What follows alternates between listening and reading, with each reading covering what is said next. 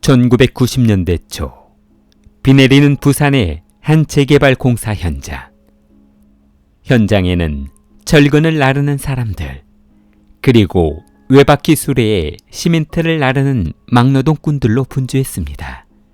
행여나 안전사고가 날까 걱정이 된 반장은 고함을 지르며 인부들에게 손가락질을 했지만 하루라도 돈벌이를 하지 못하면 생계가 어려운 그들은 어쩔 수 없이 굽신거리며 비위를 맞춰주었습니다.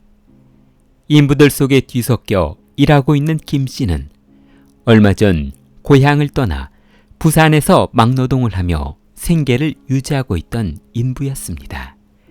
그는 공사 현장에서 번 돈으로 현재 묵고 있는 숙소에 월세를 내며 겨우 하루하루를 살아가고 있었는데 힘들게 살다 보니 누가 찾아주는 사람도 친구도 없어 항상 적적했습니다. 그에게 유일한 낙이라고 해봐야 일을 마치고 원룸으로 돌아가는 길에 허름한 한 국밥집에서 국밥 한 그릇을 시켜놓고 소주 한 잔을 기울이는 것이 유일한 낙이었습니다. 비가 내리는 이유 때문이었는지 그날따라 식당에는 손님도 적어 별로 할 일이 없었던 주방 아주머니가 한 손에 빈잔을 들고 나와 김 씨의 옆자리에 앞치마를 벗어젖히고 술 한 잔을 따랐습니다.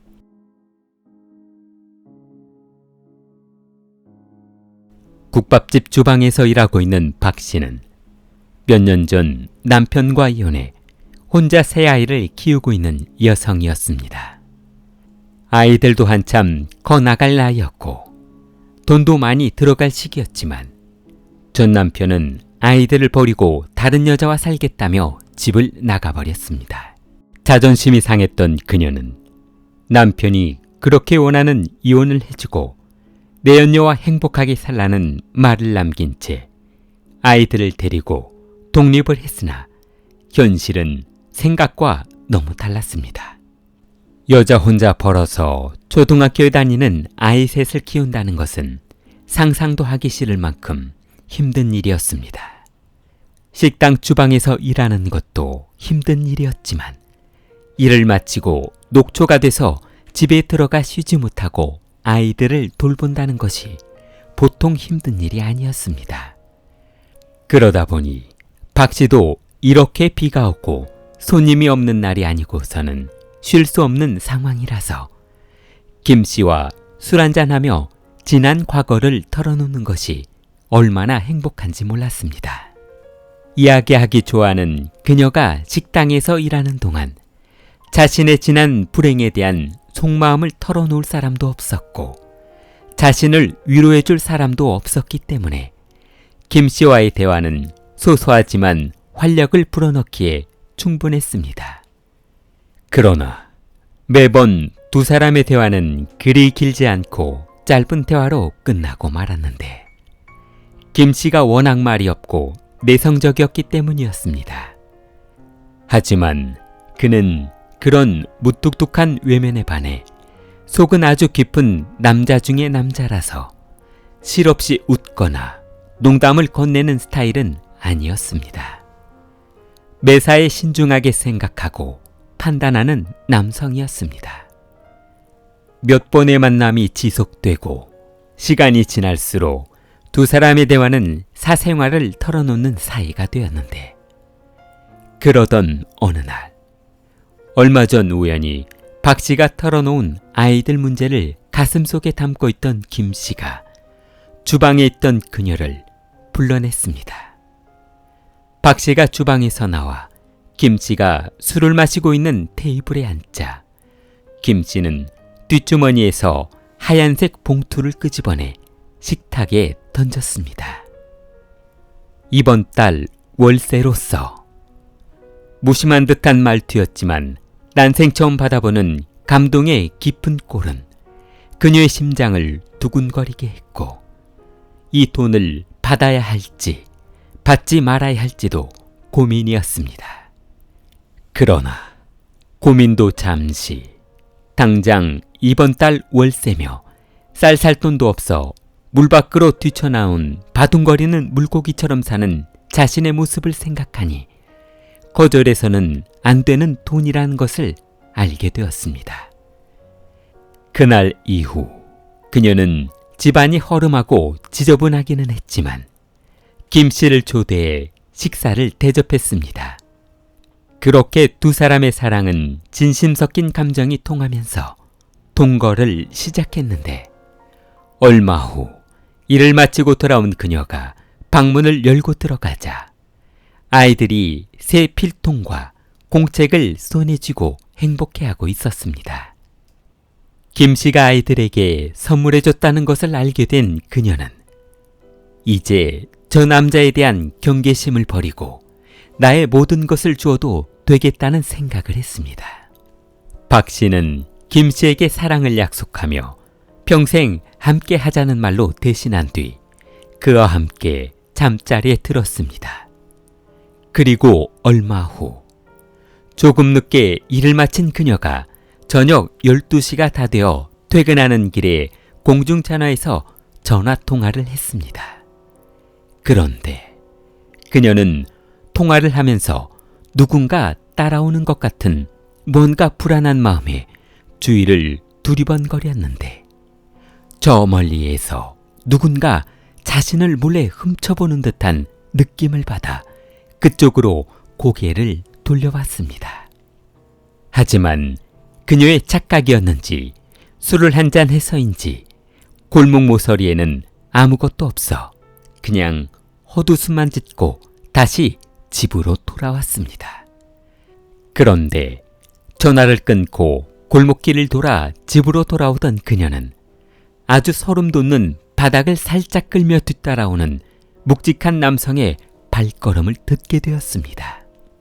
온몸에 소름이 돋았던 그녀는 행여나 뒤따라오는 남자가 자신이 눈치챘다는 것을 알게 되면 골목에서 봉변을 당할지 모른다는 생각에 그림자를 보면서 일단 아무 일도 없다는 듯 태연하게 걸어가는 것이 중요하다고 생각했습니다.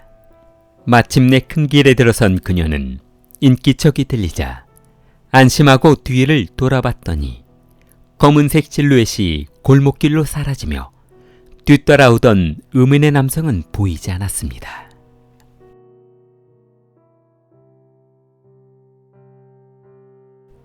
홀로 새 아이를 키우며 힘들어하던 그녀에게 월세도 내주고 쌀이며 아이들 학용품까지 챙겨주는 고마운 김 씨는 이젠 없어서는 안 될 남자가 되었습니다. 하지만 시간이 흐를수록 그는 전에 느끼지 못했던 이상한 행동을 보이기 시작했는데 늦은 밤 야근을 하고 돌아오던 박 씨는 집 근처 공중전화 박스에 들어가 친구에게 전화를 걸었습니다. 그러나 전화통화를 하는 그녀는 불안한 듯 주위를 두리번거렸는데 잠시 후 한 남성이 달려들어 그녀의 전화기를 빼앗아 그대로 끊어버렸습니다. 어떤 놈한테 전화를 한 거야? 김 씨였습니다. 너무 놀란 그녀는 김 씨가 어디에 숨어 있다가 갑자기 나타나 수화기를 빼앗았는지 그리고 언제부터 자신을 미행하고 따라왔는지 도저히 알 수 없었습니다. 김 씨가 무서워진 그녀는 일단 잘못했다며 용서를 빌고 집 안으로 들어왔으나 김 씨의 요구는 이곳으로 끝나지 않았습니다. 애들을 데리고 멀리 가지 말아라. 항상 어디를 가던 어디에 있는지 꼭 보고를 하고 가라. 그리고 친구를 만나지 말아라. 라며 철저하게 그녀를 감시하기 시작했습니다. 김 씨는 식당으로 전화를 걸어 그녀와 잠깐이라도 연락이 안 되면 혹시 다른 남자와 외출을 했는지 남자가 생긴 것은 아닌지 의심이 된다며 밤새 그녀를 찾아다녔습니다. 그러던 어느 날 김 씨에게 시달리던 그녀가 일찍 집에 들어와 집 안에서 쉬고 있는 날이었는데 집 밖 유리창 너머 불 꺼진 창문을 몰래 노려보는 남성의 실루엣을 목격했습니다. 그는 바로 김씨였습니다. 김씨는 집 밖 골목에서 그녀가 씻고 누워 쉬는 동안 무엇을 하고 있는지 계속해서 감시하고 있었던 것이었습니다. 소름이 돋았던 그녀는 김씨와 눈이 마주치던 순간 닭살이 돋아 옷장문을 열고 보따리에 옷을 주워 담았습니다. 그동안 그의 행동으로 보아, 그리고 지금 저 기괴한 행동으로 보아 최대한 김씨 곁에서 떠나는 것이 살 길이라는 생각이 들었습니다. 김씨의 모든 것을 알고 있다고 생각했지만 그것은 박씨만의 착각이었습니다. 그가 전과가 있는지, 무슨 일이 있어서 저렇게 혼자가 되었는지, 의처증은 없었는지를 생각해보니 아무것도 아는 게 없었습니다. 그녀는 곧바로 아이들 방에 들어가 작은 가방과 보따리에 인형이며 학용품, 책을 챙겨 문 앞에 놔뒀습니다. 다행히도 급하게 연락한 이삿짐 센터 트럭이 도착해 짐을 싣고 출발한 그녀는 도망가는 동안에도 오로지 아이들을 지켜야 한다는 생각뿐이었습니다. 어두운 골목에서 마주친 김씨의 눈빛은 일반 사람의 눈빛이 아닌 살인자의 눈빛이었기 때문이었습니다.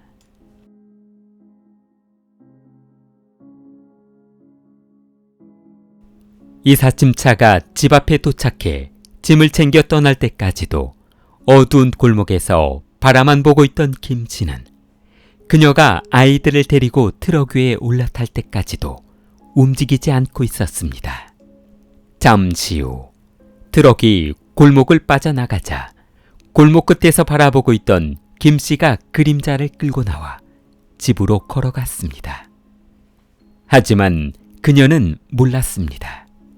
그 남자로부터 벗어나기 위해 집 주소 하나 바꿨다고 해서 이 저녁에 그에게서 벗어난다고 해서 모든 것이 마무리될 수 없다는 것을 1992년 3월 평온한 아침 새소리가 울려 퍼지자 저절로 눈이 떠진 그녀는 불안에 떨며 지내던 지난 과거를 잊고 아이들과 새로운 인생을 준비하고 있었습니다.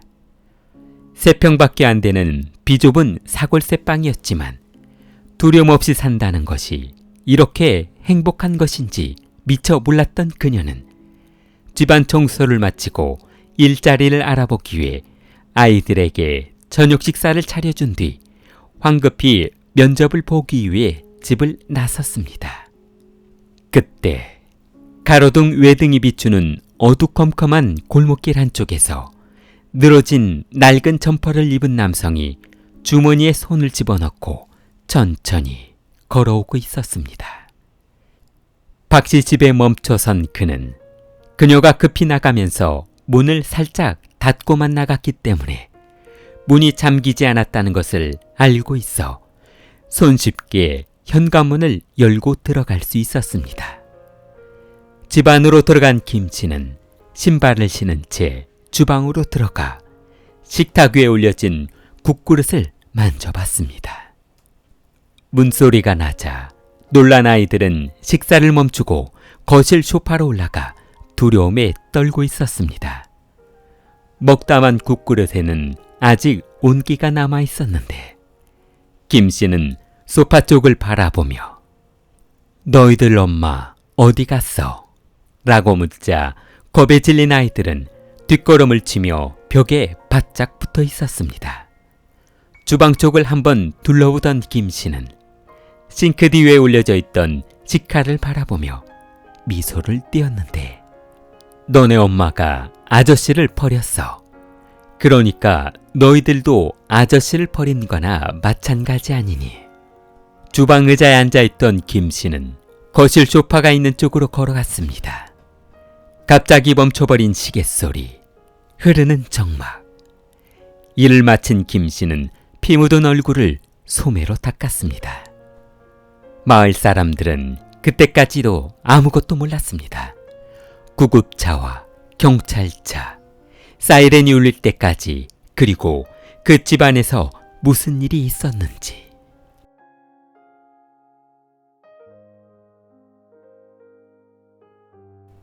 면접을 마치고 집에 돌아온 박 씨는 현관문이 열려 있어 뭔가 이상하단 생각이 들었습니다.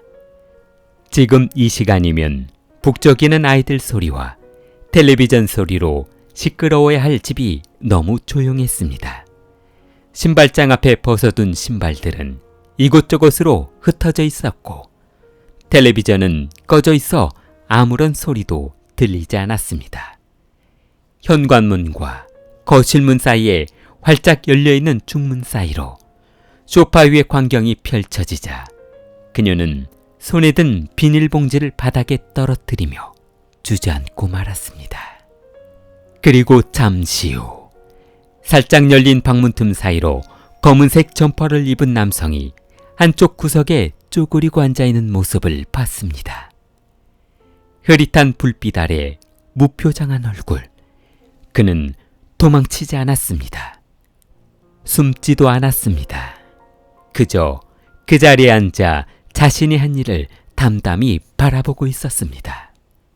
잠시 후 구급차 사이렌 소리가 골목에 울려 퍼지고 경찰들이 일반인들의 출입을 제한하자 신고한 어머니가 고함을 지르며 통곡했습니다.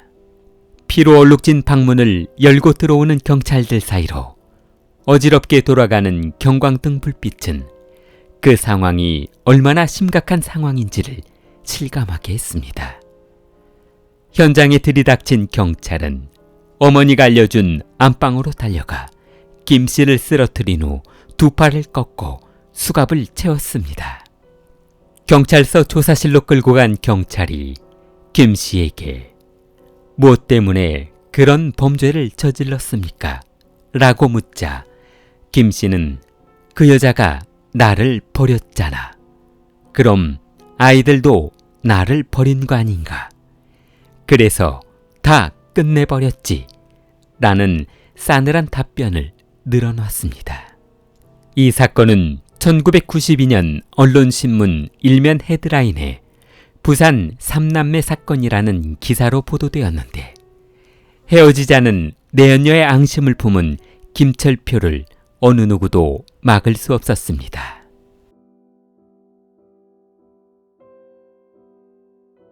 경찰관에 둘러싸인 채 법원 계단을 올라가는 김 씨. 그의 범행은 너무나도 명백했고 모든 범행을 자백한 상황에서 그에게 내려진 사형 판결은 어쩌면 당연한 결과이자 결말이었습니다. 그러나 그는 곧바로 항소했고 재판은 다시 진행되어 대법원 판결까지 갔으나 결론은 김 씨를 사회에서 영원히 격리시켜야 한다라는 것이었습니다. 그에게 남은 건 오직 형장의 이슬 뿐이었습니다. 하지만 사형장의 시계는 1997년 IMF를 겪으며 사형 집행을 멈춰버렸고 사형수들은 영원히 죽지 않는 세금 먹는 벌레가 되고 말았습니다. 그는 국민들이 정성껏 모아준 세금으로 17년 동안 감옥에서 아무 스트레스 없이 먹고 자며 편하게 여가를 지냈습니다. 그러나 교도소에 들어오기 전부터 술을 한번 마셨다 하면 안주도 없이 포금을 했던 탓에 앓고 있던 지병이 악화되면서 고통스러워했는데, 이미 사형수로 판결을 받은 상황에서 건강이 악화되었다는 이유로 죽음을 앞두고 가족에게 돌려보낸다는 것은 있을 수 없는 일이었습니다. 그는 그동안 악화된 간 경화와 당뇨로 2009년 교도소에서 조용히 숨을 거두었습니다. 교도소에서는 김 씨의 임종을 앞두고 가족들에게 연락을 해보았으나 그 어느 누구도 찾아오지 않았습니다. 길리를 사랑하는 마음을 좋아요와 구독으로 표현해보세요. 길리였습니다.